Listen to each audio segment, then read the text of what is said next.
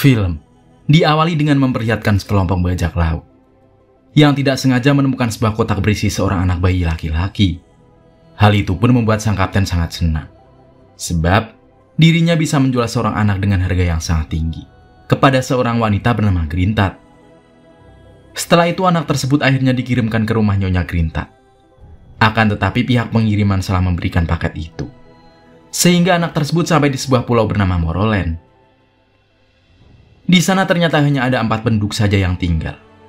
Sehingga saat anak itu sampai, mereka cukup dibuat keheranan.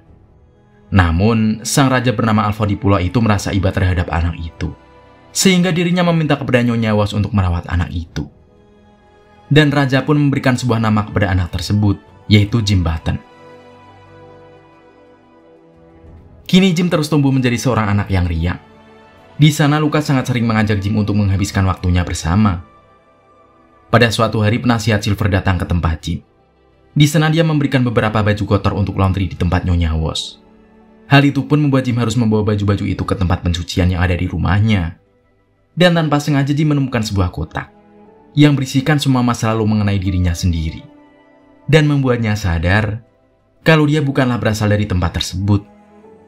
Dengan segera Jim yang merasa penasaran langsung menanyakan beberapa hal kepada Lucas. Tetapi saat Lucas mencoba menjelaskan sesuatu, tiba-tiba saja raja meminta Lucas untuk datang ke tempatnya, sehingga Lucas tidak jadi untuk menjawab pertanyaan yang diberikan oleh Jim. Setelah itu Lucas sampai di kediaman sang raja. Di sana sang raja mengatakan kepada Lucas kalau harus ada seseorang yang meninggalkan pulau itu, sebab populasi di sana sudah sangat penuh. Raja juga menginginkan Emma untuk meninggalkan pulau itu. Namun, Lucas yang merupakan pemilik dari kereta bernama Emma itu tidak mau untuk melakukannya, sebab Emma telah dianggap sebagai keluarganya sendiri.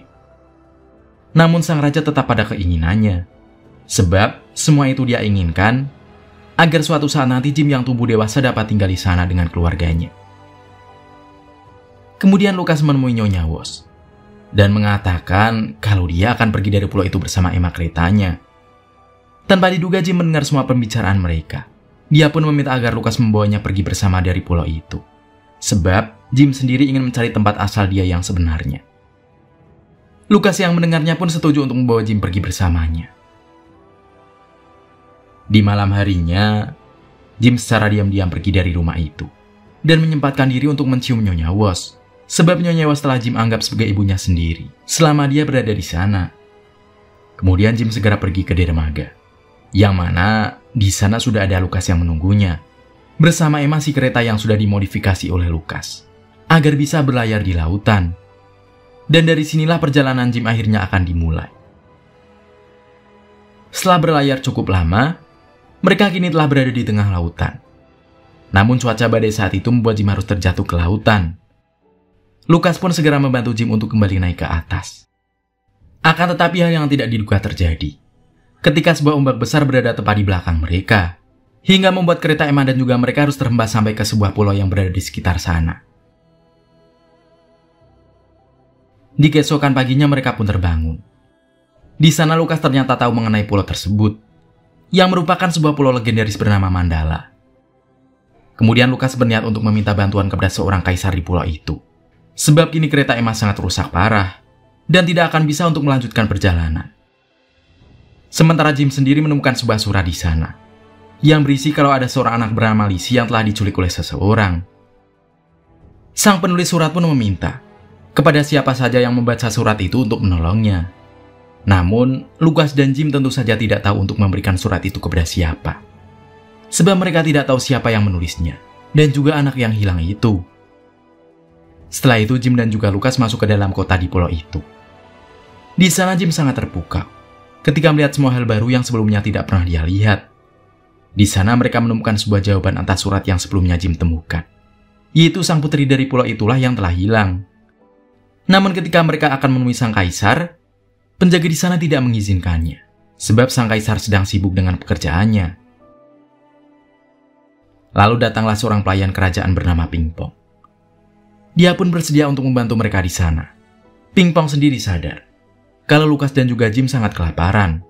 Karena itulah dia segera mengajak mereka untuk makan terlebih dahulu. Kemudian Pingpong yang sudah memberikan makanan kepada mereka menjelaskan Kalau kini, sang kaisar tidak mau bertemu dengan siapapun, sebab dirinya merasa sangat sedih. Setelah putri kesayangannya diculik oleh seseorang, di sana dia juga tidak akan pernah mau keluar dari kamarnya, sebelum putrinya itu ditemukan. Hal itu pun membuat Lukas dan juga Jim meminta kepada Pingpong untuk mempertemukannya dengan sang kaisar.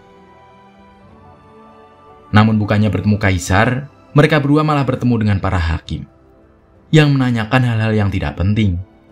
Para hakim di sana juga mengira kalau Lukas merupakan orang jahat, sehingga mereka meminta kepada penjaga untuk membunuh Lukas saat itu juga. Namun Lukas yang cukup mahir dalam bela diri, mampu mengatasi semua penjaga di sana. Tapi sialnya, Jim dijadikan sandera oleh mereka, yang membuat Lukas mau tidak mau harus menyerah saat itu. Namun tiba-tiba sang kaisar datang. Saat itu sang kaisar sangat marah kepada para hakim, sebab mereka telah memperlakukan tamunya dengan sangat tidak baik. Kaisar pun segera meminta pasukannya untuk menangkap para hakim itu, serta membebaskan Lukas dan juga Jim saat itu juga. Kemudian Pingpong mengatakan kalau beberapa hari kebelakang dirinya menemukan sebuah surat di tepian pantai. Akan tetapi dia tidak mengerti maksud dalam surat itu, sebab ada beberapa bagian yang telah hilang. Hal itu pun membuat Jim langsung teringat dengan surat yang dia temukan juga. Dan benar saja, saat surat mereka berdua digabungkan, terjawablah kalau isi dari surat itu adalah sang putri dan beberapa orang lainnya yang telah diculik oleh sekelompok bajak laut. Dan kini mereka telah dijual kepada Nyonya Grentat. Akan tetapi mereka tidak mengerti mengapa hal itu bisa terjadi. Karena itulah Pingpong segera meminta para tetua kerajaan untuk berkumpul di sana. Karena menurut Pingpong, hanya merekalah yang dapat membantu untuk membawa putri kembali ke sana. Setelah itu para tetua mulai menjelaskan kepada Jim dan juga Lukas. Apabila mereka akan pergi ke kota naga yang merupakan tempat tinggal Nyonya Grentat, mereka harus melalui sebuah hutan yang sangat besar, kemudian melewati sebuah pegunungan, dan juga lembah senja, yang selama ini telah dianggap cukup angker oleh warga di sana. Karena itulah Jim dan juga Lukas harus yakin, apabila mereka akan benar-benar akan pergi ke sana untuk menyelamatkan sang putri. Akan tetapi, semua rintangan itu sama sekali tidak mematahkan semangat Lukas dan juga Jim, sehingga mereka pun akhirnya memulai perjalanan untuk sampai di kota naga tersebut.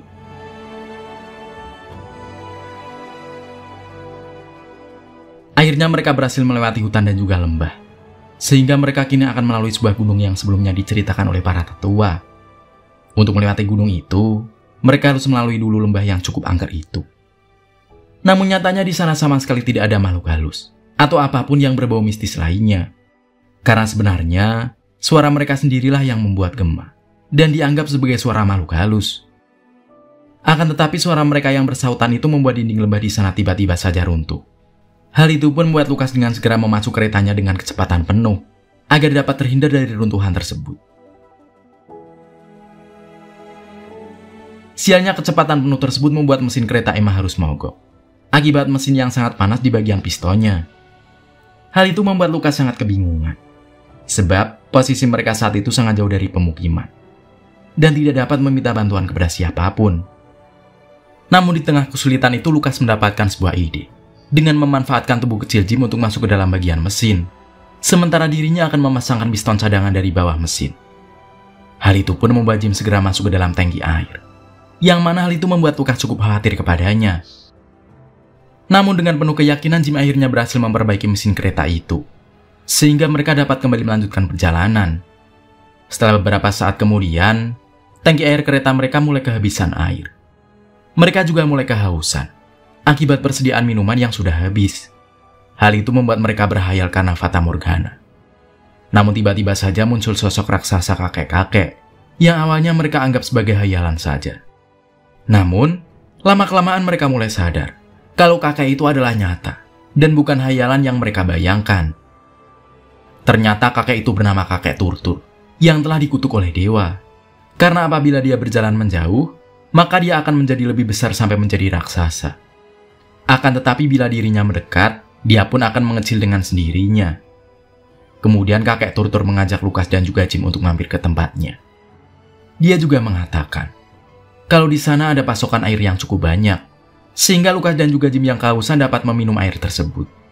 Serta kereta Emma yang tangki airnya kering pun dapat dinyalakan kembali. Tanpa berpikir panjang mereka pun segera ikut dengan kakek tersebut. Di malam harinya sampailah mereka di kediaman kakek Turtur. Di sana mereka membicarakan lokasi kota naga berada. Sang kakek mengatakan kalau kota itu berada di Pulau Sorolan, yang mana sama persis dengan kota yang berada pada perangko milik Jim, yang dulu seharusnya Jim diantarkan oleh kurir ke sana, dan bukanlah ke Pulau Morolan. Kemudian sang kakek mengingatkan kepada mereka berdua untuk berhati-hati ketika melewati sebuah kerang hitam yang sangat berbahaya. Di keesokan harinya sampailah mereka di lokasi karang hitam itu. Di sana kakek Turtur meminta agar mereka tidak melupakan dirinya, sampai akhirnya mereka harus berpisah di sana. Setelah itu Lukas dan Jim mendapatkan sebuah masalah. Ketika bahan bakar yang mereka miliki sudah semakin menipis. Sementara mereka sendiri sama sekali tidak tahu sejauh mana karang hitam itu akan segera berakhir. Karena itulah mereka kini hanya bisa berpasrah di sana. Namun sebuah keajaiban tiba-tiba saja terjadi ketika kereta Emma bersiul di sana. Dan hal itu pun membuat salju keluar dari uap yang dihasilkan siulan tersebut, sehingga jalan gelap di sana menjadi terang dan memudahkan mereka untuk lebih cepat melalui karang hitam tersebut. Akhirnya sampailah mereka di sebuah tempat yang dinamakan Tanah Seribu Gunung Api. Namun Jim dan Lukas harus segera masuk ke dalam sebuah lubang, sebab gunung di sana banyak sekali yang meletus. Di dalam lubang itu mereka bertemu dengan sosok naga berkepala kudanil. Naga tersebut bernama Nepomuk. Nepomuk awalnya mencoba membuat mereka ketakutan. Akan tetapi dengan wajah kudanil itu, Lukas dan juga Jim sama sekali tidak takut dengannya.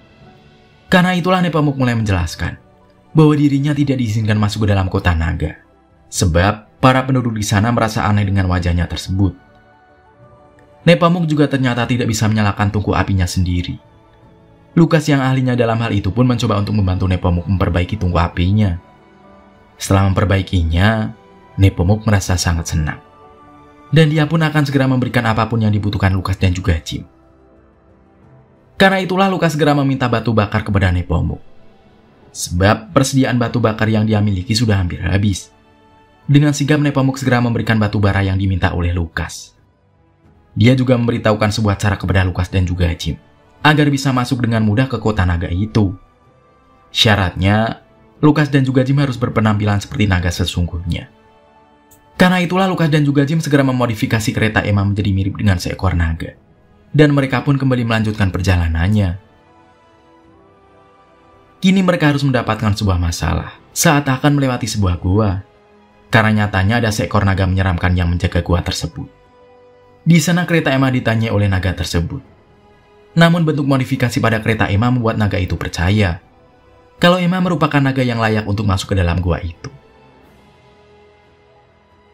Akhirnya sampailah mereka di tempat Nyonya Gerintat, yang mana di sana Putri Lesi dan anak lainnya berada. Ternyata Nyonya Gerintat itu merupakan seekor naga yang sedang menjadi sesosok guru bagi para anak yang telah diculik. Kemudian Nyonya Gerintat mencoba untuk memberi hukuman kepada anak-anak di sana, sebab mereka sama sekali tidak dapat menjawab pertanyaan yang dia berikan. Namun tiba-tiba saja Jim memberanikan dirinya untuk menghalangi Nyonya Gerintat. Dan hal itu pun Jim lakukan untuk membuat perhatian Nyonya Gerintat teralihkan, karena dirinya segera mengambil kunci borgol untuk membebaskan Putri Lesi dan anak lainnya. Setelah itu Lukas segera membantu Jim di sana. Dia langsung menabrak Nyonya Gerintat dengan kereta Emma, yang akhirnya membuat Nyonya Gerintat pingsan akibat sebuah batu besar yang menghantam kepalanya.